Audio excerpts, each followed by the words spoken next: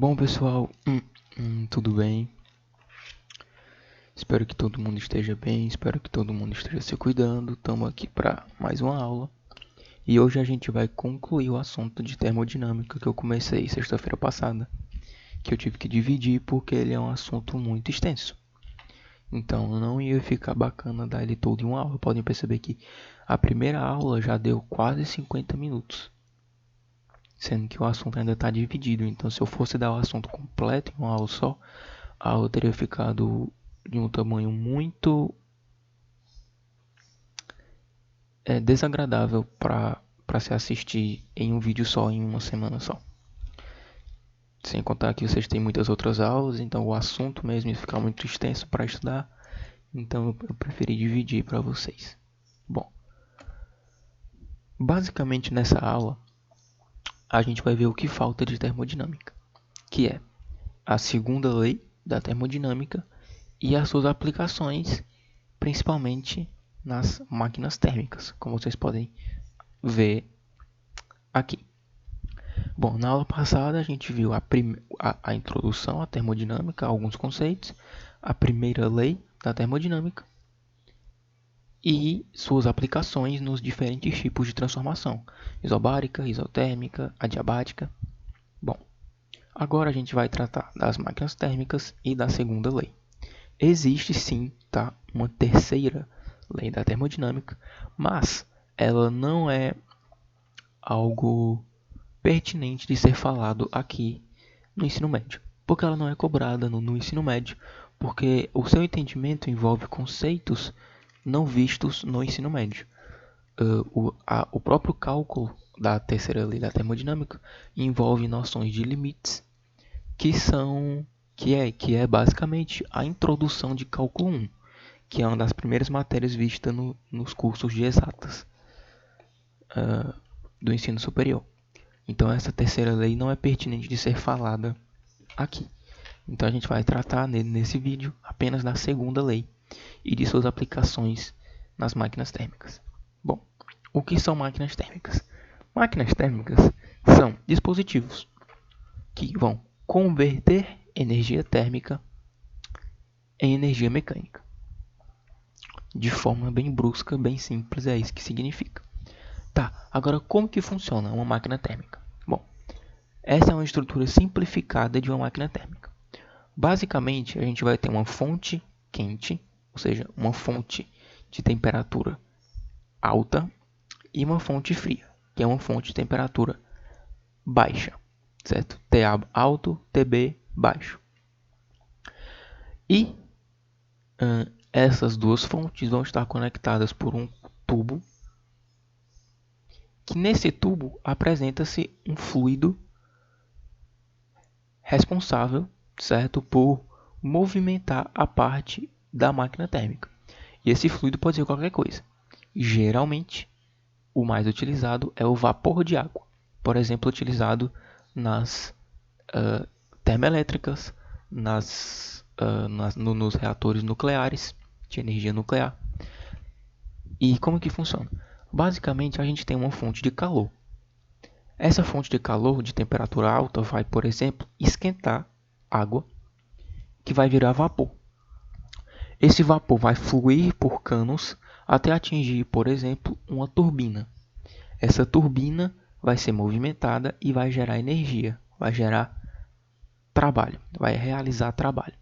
Porém, uma pequena fração, ou melhor, uma grande fração da energia gerada pela fonte quente não é utilizada para gerar trabalho, mas sim ela é dissipada e segue em direção à fonte fria.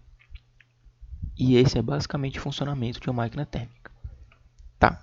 Ou seja, esse QA seria o calor total, o calor alto, né?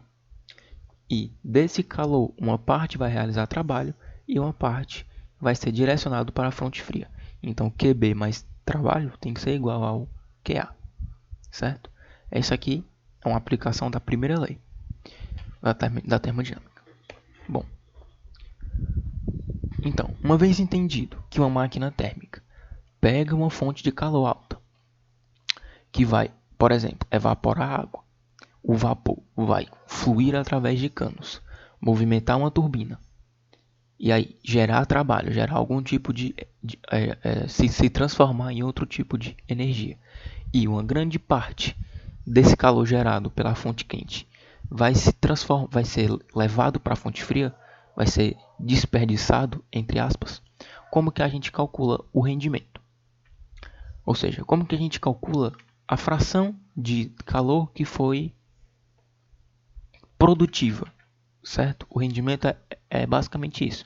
Como a gente tem uma parte que é desperdiçada na forma de trabalho,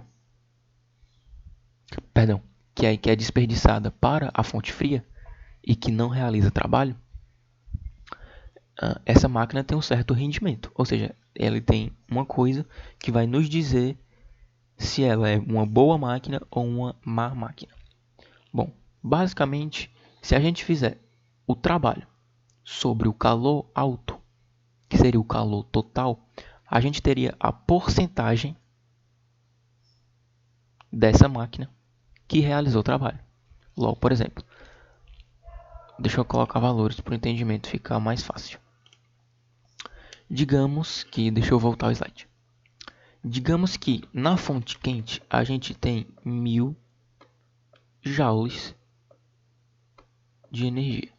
Ou seja, a fonte quente está gerando 1000 joules de energia.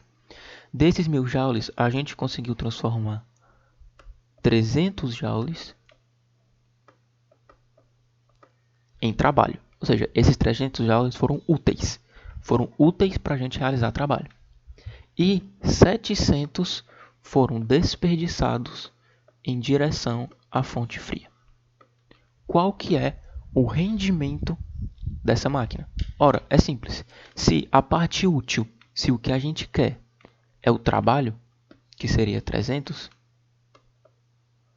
e o total foi 1000, uma simples fração, uma simples porcentagem vai nos dizer que 2 zeros corta com 2 zeros, 3 sobre 10, 0,3 ou 30%.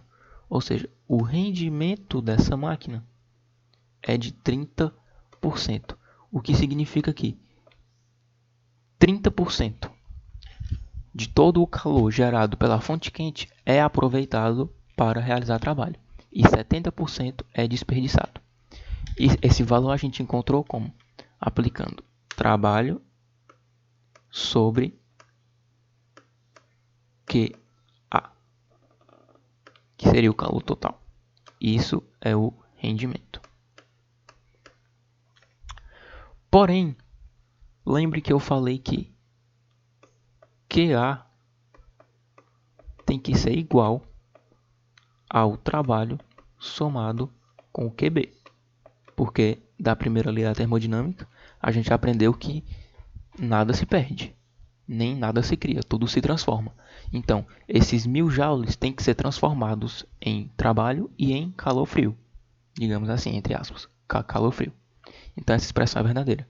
Se eu pego o QB e eu passo para o outro lado, a gente vai ter que trabalho é igual a QA menos QB. Substituindo QA menos QB em cima, que é o que tem aqui na imagem, a gente tem QA menos QB sobre QA. Nisso, por uma propriedade matemática, a gente pode dividir uma equação em duas.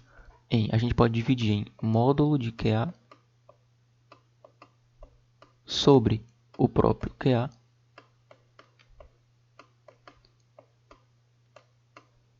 menos módulo de QB sobre também o módulo de QA. Ora, uma coisa dividida por ela mesma é 1. Ou seja, isso tudo é 1. E aí a gente encontra essa equação de que o rendimento é 1 menos QB, ou calor frio, entre aspas, sobre QA, ou calor quente. Que nada mais é do que essa mesma equação de cima, só que um pouco transformada. Mas essa vai ser a mais utilizada. Porque na maioria das questões, ele não vai te dar o trabalho. Ele só vai te dar o calor frio, entre aspas, e o calor quente, entre aspas. E isso é uma coisa muito importante, tá? Isso daqui é muito importante vocês saberem. Isso é basicamente o enunciado da segunda lei da termodinâmica. É importante observar que a máquina térmica ideal seria aquela que tivesse um rendimento de 100%. Ou seja, o que seria esse rendimento de 100%? Seria se todo o calor que a minha fonte quente está me fornecendo, toda a energia que a fonte quente está me fornecendo, vai ser transformada exclusivamente em trabalho. Ou seja, nenhuma energia seria desperdiçada para a fonte fria. Isso seria uma máquina térmica ideal, certo? Em que eu não teria desperdício de energia. Entretanto, isso não existe. Isso não é possível. Por que isso não é possível? Isso vem basicamente da... Isso envolve alguns princípios. Como, por exemplo, a própria entropia, que a gente vai ver mais no final. O que é a entropia? A entropia, de uma forma simples, ela é a desordem. Ou seja, o universo tende à desordem. Uma analogia simples muito utilizada é que para bagunçar um quarto, por exemplo, é muito fácil. Você pode entrar no quarto, derrubar tudo no chão, derrubar tudo, pronto, tu bagunçou o quarto. Agora, para organizar esse mesmo quarto que você bagunçou, dá muito mais trabalho do que bagunçar. Ou seja, é muito mais simples e espontâneo a bagunça, a desordem, do que a organização. A organização, como por exemplo de nós seres vivos, requer muita energia. Por isso, inclusive, que os seres vivos têm que se alimentar constantemente. O que é a alimentação? É energia. Se o ser vivo não se alimenta, ele morre, porque ele precisa de muita energia para ficar altamente organizado. Porque sem essa energia, ele tende à desordem, ele tende a deteriorar e a morrer. Que é basicamente a entropia. E a entropia é uma das leis universais mais inquebráveis. Por exemplo, se uma teoria física nova for desenvolvida e essa lei e essa teoria física for contra a entropia, ela não pode ser aceita, porque assim, leis físicas não podem ser quebradas. Mas se a gente fosse dizer qual que é uma lei física que não pode ser quebrada mais do que as outras, é a entropia. É a segunda lei da termodinâmica. A primeira também, mas a segunda lei é muito importante. Ou seja, não se pode quebrar a entropia. Inclusive, a entropia explica até mesmo o tempo. Entendeu? Por que, que o tempo ele é unidirecional? Por que, que a gente não pode voltar no tempo? Por que, que o tempo sempre flui para um lado só? Porque a entropia sempre flui para um lado só. A entropia do universo como um todo sempre aumenta. Sempre vai para um sentido só. E isso meio que explica, claro, é muito mais complexo do que isso, mas para não ocupar muito tempo, explica porque o tempo também vai sempre para uma direção só, tá? Enfim, por que eu estou falando isso?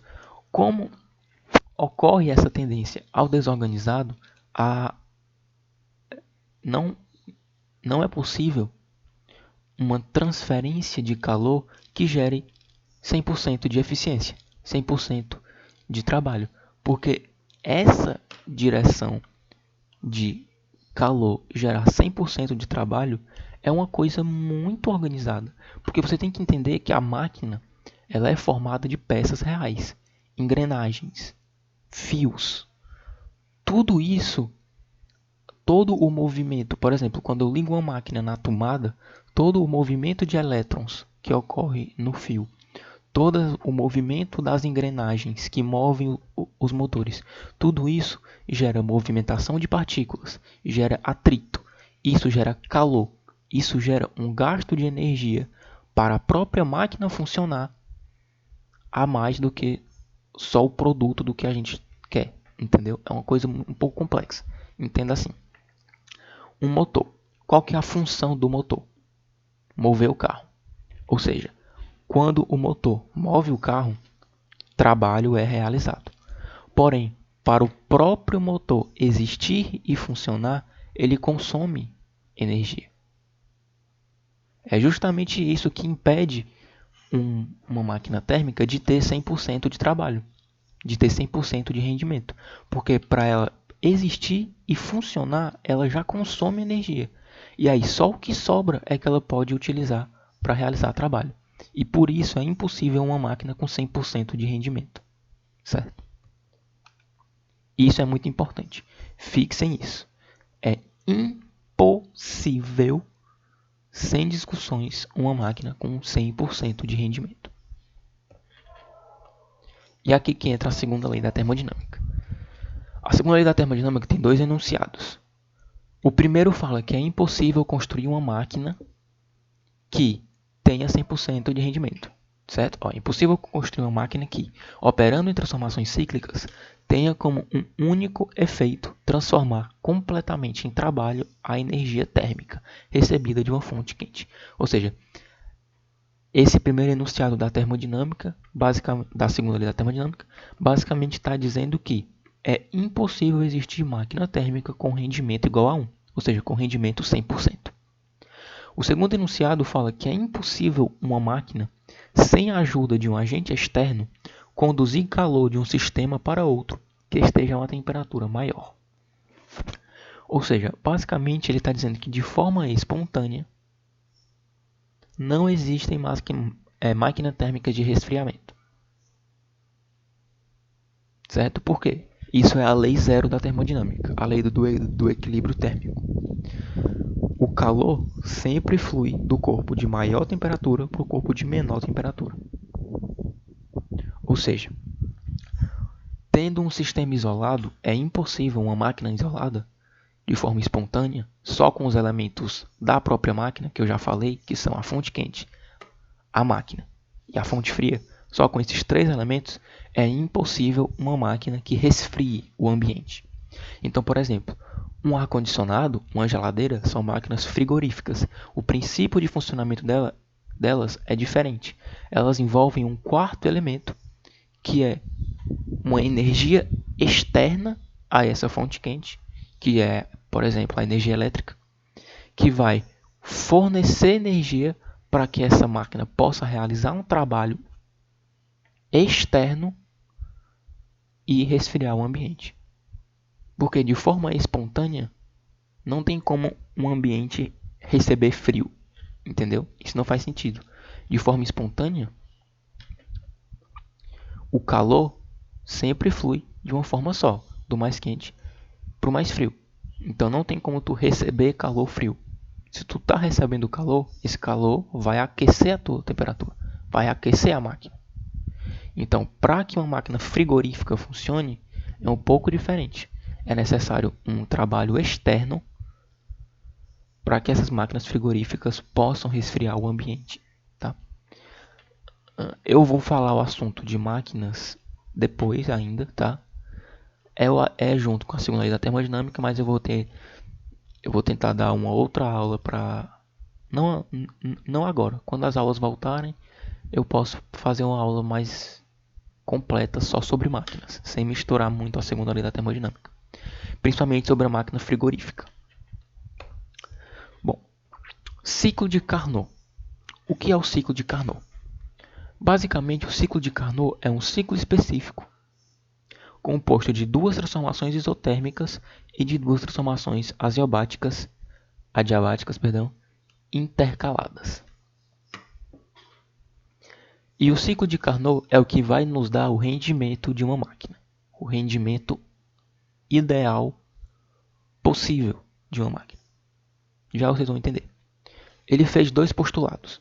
O primeiro postulado fala que nenhuma máquina operando entre duas temperaturas fixas pode ter um rendimento maior do que a máquina ideal de Carnot. Ou seja, lembra que o enunciado da segunda lei da termodinâmica fala que é impossível uma máquina com 100% de rendimento? Pois é, já que o rendimento ideal de uma máquina não é 100%, já que 100% é impossível, qual seria o rendimento ideal dessa máquina? O rendimento ideal dessa máquina vai ser o rendimento ideal do ciclo de Carnot. É isso que o primeiro postulado diz. E o segundo postulado fala que Ao operar entre duas temperaturas, a máquina ideal de Carnot tem o mesmo rendimento qualquer que seja o fluido operante. Ou seja, quando operando em duas temperaturas distintas, a temperatura alta e a temperatura baixa, que é essenciais para uma máquina funcionar, que é o QA e o QB, ou TA e o TB,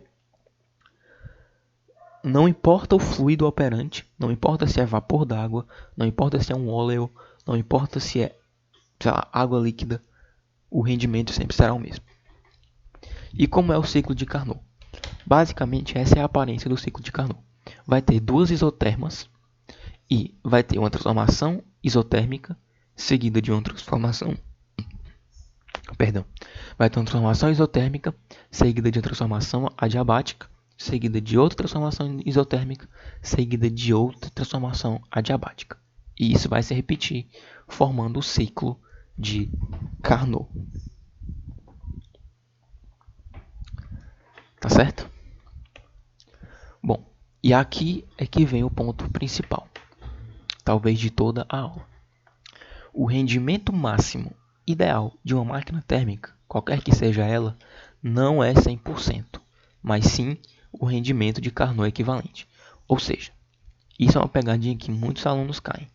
Porque, como eu já expliquei, com base nessa fórmula aqui, muita gente acha que o rendimento ideal de uma máquina é 100%. Tipo, se a gente conseguisse obter calor baixo igual a zero, o rendimento seria 100%.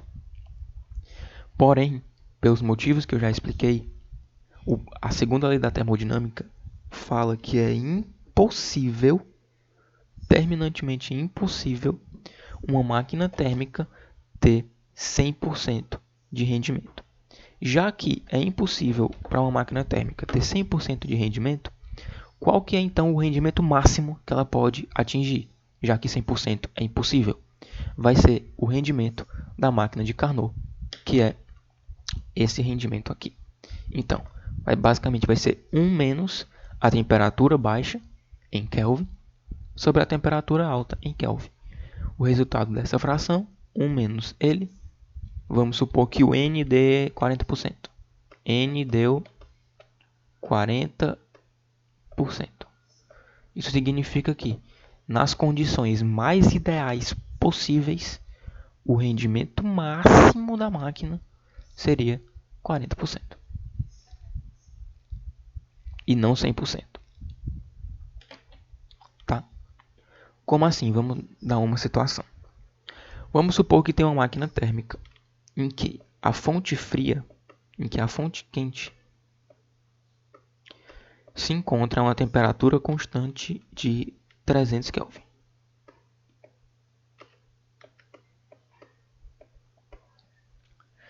E que a fonte fria se encontra a uma temperatura constante de 150 Kelvin.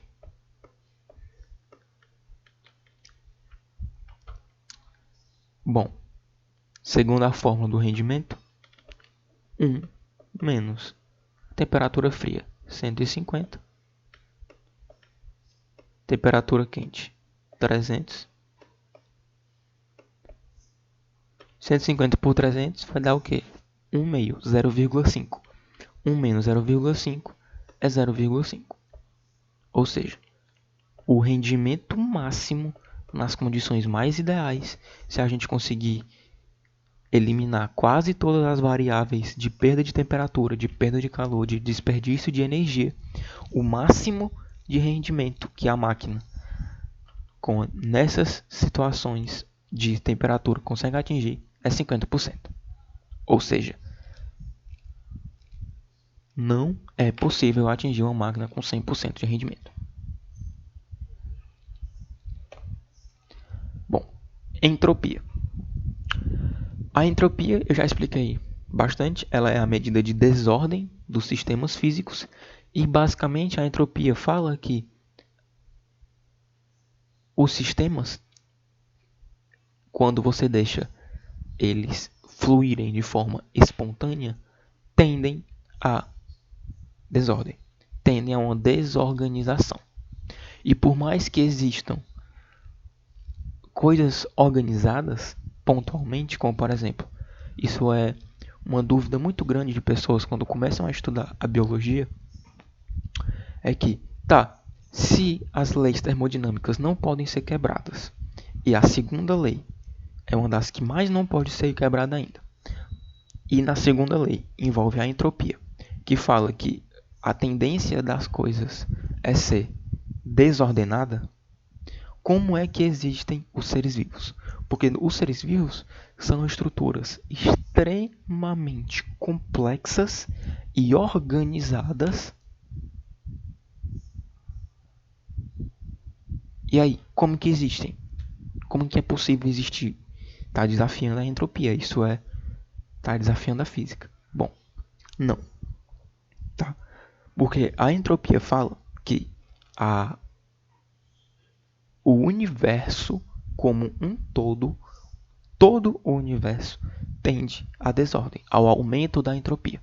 Ou seja, nós seres vivos, apesar de extremamente organizados, só conseguimos manter essa extrema organização usando da energia dos alimentos. Então a gente se alimenta,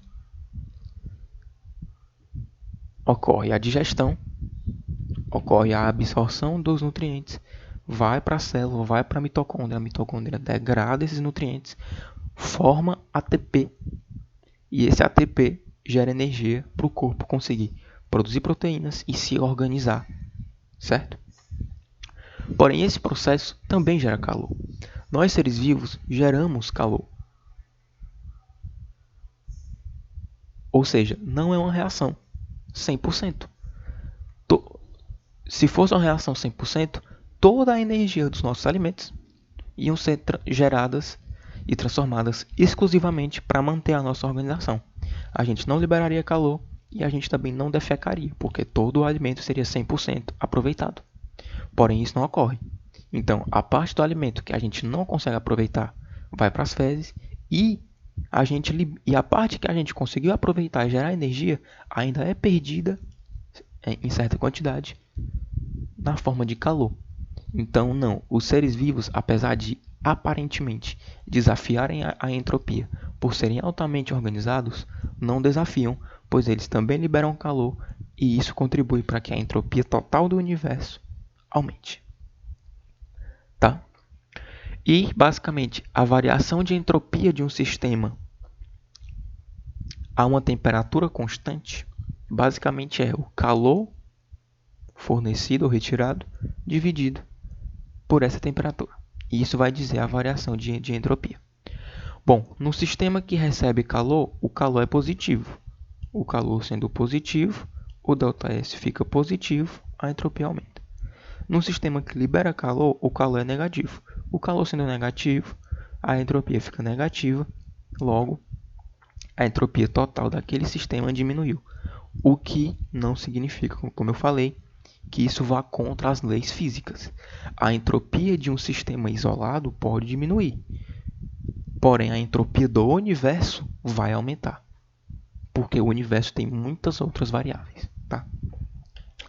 Se o calor for zero, a entropia é zero, certo? Bem simples.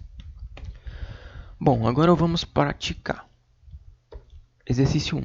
A primeira lei da termodinâmica pode ser traduzida pela seguinte afirmação: a energia não pode ser criada nem destruída, mas somente transformada de um tipo em outro. Correto. Foi o que eu expliquei na aula passada e o que eu expliquei no início dessa aula. O calor flui espontaneamente, note, espontaneamente, de um corpo mais frio para um mais quente. Isso está falso. Isso é a lei zero da termodinâmica.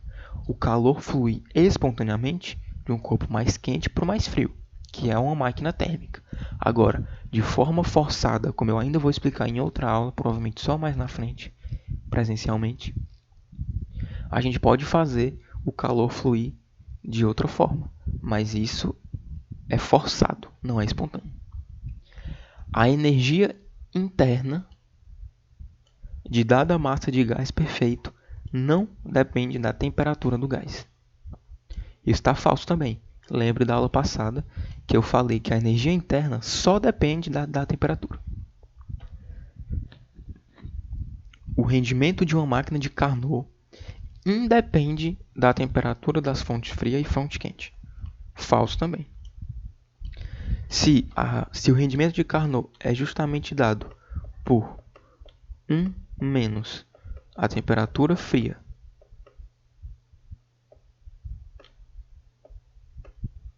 sobre a temperatura quente, como é que você vai falar que ele não depende desses dois fatores? É óbvio que ele depende.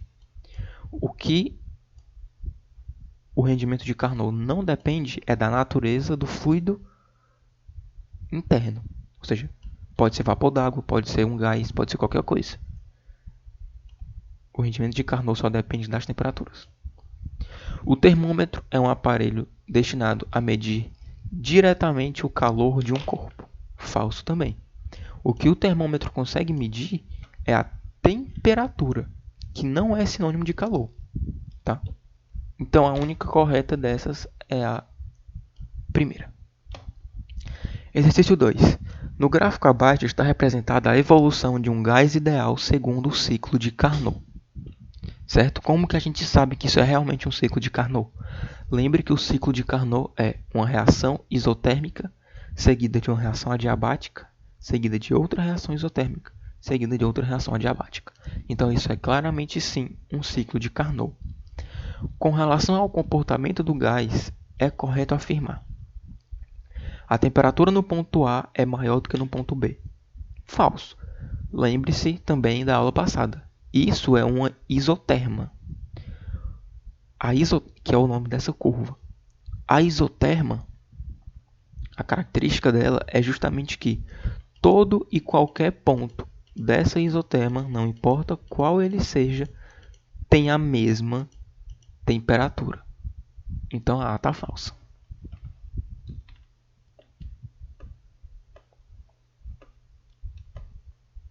X. No trajeto BC, ou seja, daqui para cá, o gás cedeu o calor para a fonte fria. De B para C, ele está saindo de uma isoterma e indo em direção à outra. Isso é característica de uma reação adiabática. E qual é a definição de uma reação adiabática? É uma reação em que não ocorrem trocas de calor. Então não tem como o gás ceder calor se não ocorreu troca de calor. No trajeto DA, o trabalho realizado é negativo. Bom, ele saiu desse ponto aqui para esse ponto aqui. É um gráfico pressão por volume. Tem como saber o valor do trabalho? Sim. Lembre-se também da aula passada que trabalho depende do quê? Variação de volume. Se o volume aumenta, o trabalho foi positivo. Se o volume diminui, o trabalho foi negativo. Note que no ponto D, o volume se encontra bem aqui. No ponto A, o volume se encontra aqui. Ou seja, o volume diminuiu. No ponto D, o volume era, por exemplo, 30 litros. E ele foi para a esquerda da reta para, por exemplo, 10 litros. Não importa os valores. Basta que dá para saber nitidamente que o volume diminuiu. Se o volume diminuiu, o trabalho é negativo. Então a C é o nosso gabarito.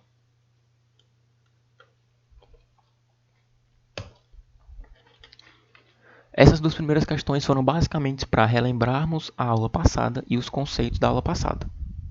Tá? Questão 3. A turbina de um avião tem rendimento de 80% do rendimento de uma máquina ideal de Carnot. Vamos por partes. O segredo para fazer questões de cálculo aí por parte foi que ele falou. A turbina do avião tem rendimento, ou seja, vamos fazer aqui, ó, rendimento da turbina, certo? Rendimento de T é igual a 80%, ou seja, 0,8 do rendimento de uma máquina ideal de Carnot. Então essa primeira parte quis nos dizer isso, que o rendimento total dessa máquina é 0,8 vezes o valor do rendimento da máquina total de Carnot para essas temperaturas que ele deu. Então tudo que a gente tem que fazer é descobrir o rendimento de Carnot e multiplicar por 0,8 para acharmos a resposta. Lembrando que a fórmula do rendimento de Carnot é de 1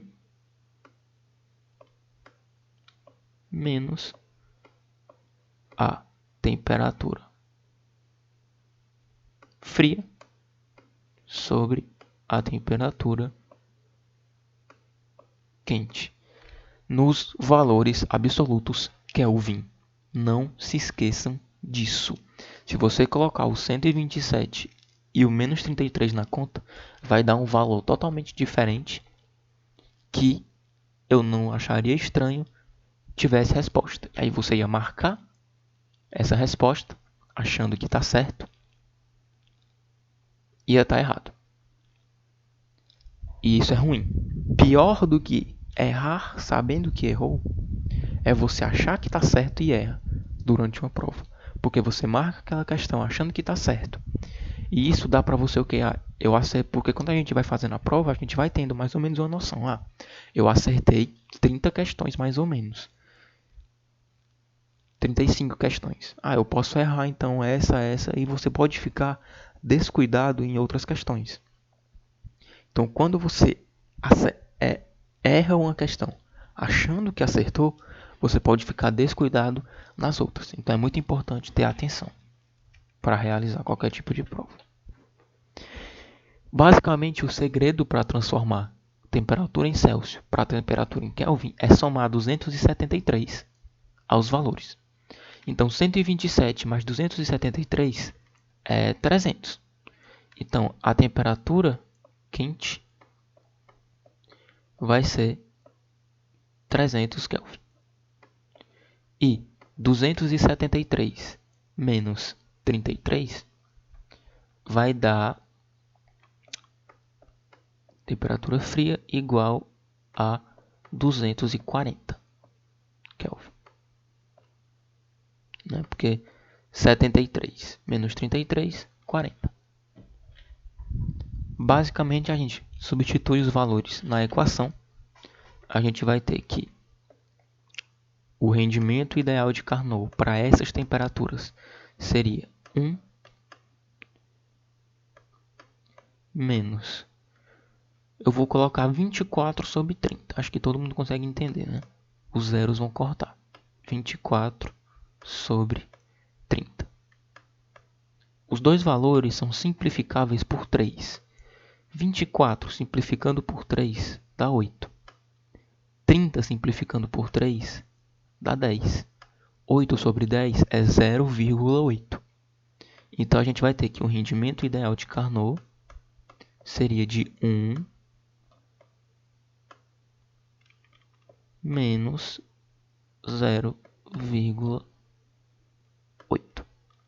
O rendimento ideal de Carnot, então, vai ser igual a 0,2.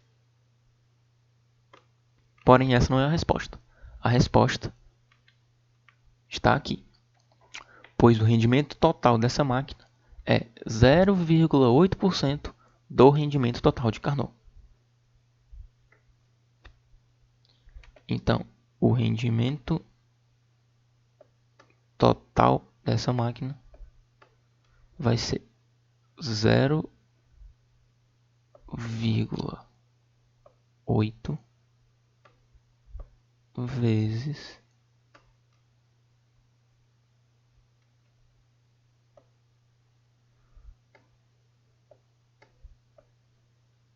0,2. Espera aí, só um instante. De 80% ao rendimento de uma máquina ideal de Carnot, operando às mesmas temperaturas. Em voo de cruzeiro, a turbina retira calor da fonte quente a 127 graus e ejeta gases para a atmosfera, que está a menos 33 graus.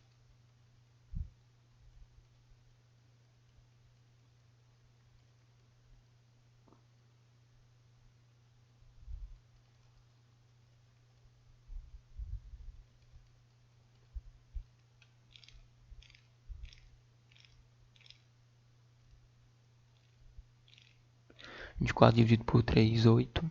Dividido por 3, 10. 8 sobre 10, 0,8, 0,2. Tá tudo certo. Eu acho que os itens estão errados. Então o rendimento total vai ser 8 vezes 2, 16. 0,16. O que deveria ser 16%. Entretanto, não tem essa opção aqui, mas essa é a resposta correta. Certo?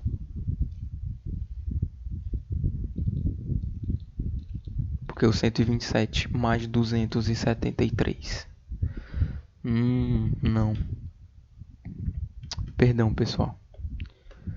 Aqui não é 300, aqui é 400. Perdão, eu confundi bastante. Desculpe. 400. Então vai ficar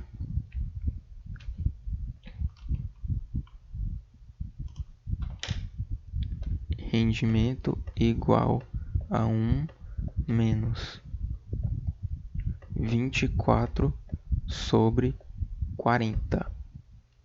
Perdão, pessoal, perdão.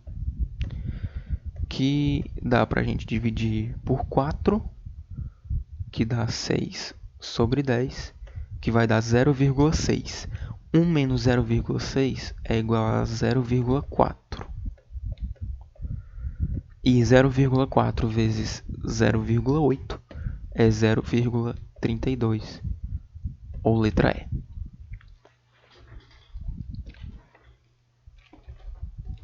Certo? Perdão pela confusão. Exercício 4. A primeira coluna descreve uma transformação sofrida pelo gás. A segunda contém a denominação utilizada para indicar essa transformação. Basicamente, a gente tem que associar cada número, que é um tipo de transformação, à sua descrição. Bom, o gás realiza trabalho e sua energia interna não varia. Se a energia interna não varia e a energia interna depende da temperatura, significa que a temperatura não varia. Então essa é uma transformação isotérmica. E como o gás realiza trabalho, é um trabalho positivo. Logo, o volume aumenta. Logo, é uma expansão. Então, é uma expansão isotérmica. Então, o A é associado com 4, o que elimina para a gente a A, a D e a E. B. O gás tem sua energia interna aumentada e não troca trabalho com o meio externo. Se ele não troca trabalho, é uma transformação adiabática. Se é adiabática, só pode ser 2. Então o B é 2. Elimina para a gente a C, só sobra a letra B. Mas vamos continuar. O gás não troca calor com o meio externo, mas sua temperatura... Perdão, novamente. Ele não troca trabalho com o meio externo. É porque essa colocação troca trabalho tá um pouco errada, mas tudo bem. Não é a letra B, pessoal, gabarito. Ele não troca trabalho, ou seja, ele não realiza trabalho. Acho que foi isso que ele quis dizer. Tá um pouco infeliz essa colocação troca. Então tá. Se não realiza trabalho, é porque ela é isométrica, ou seja, o trabalho depende do volume, então não houve variação de volume. Então o B é 3. Então o gabarito na verdade é a letra C. Perdão novamente. Hoje eu estou um pouco disperso, pessoal. Eu peço desculpas. Bom, a C, como o gás não troca calor, vai ser a adiabática número 2 e a D aqui sobra número 1. Bom, isso foi a aula de hoje. Peço desculpas pelas confusões nessas duas últimas questões. O assunto foi esse, tá? Segunda lei da termodinâmica, máquinas térmicas. A principal informação que eu quero que vocês saiam daqui: não existe rendimento 100%. O rendimento máximo de qualquer máquina vai ser o rendimento de Carnot. E que vocês saibam as fórmulas de calcular tanto o rendimento de uma máquina térmica normal, que é 1 menos calor frio sobre o calor quente, e como calcular o rendimento de uma máquina de Carnot, que é 1 menos temperatura fria sobre temperatura quente. A máquina frigorífica eu vou trazer posteriormente para vocês. Então, foi isso a aula de hoje. Obrigado. Até a próxima aula.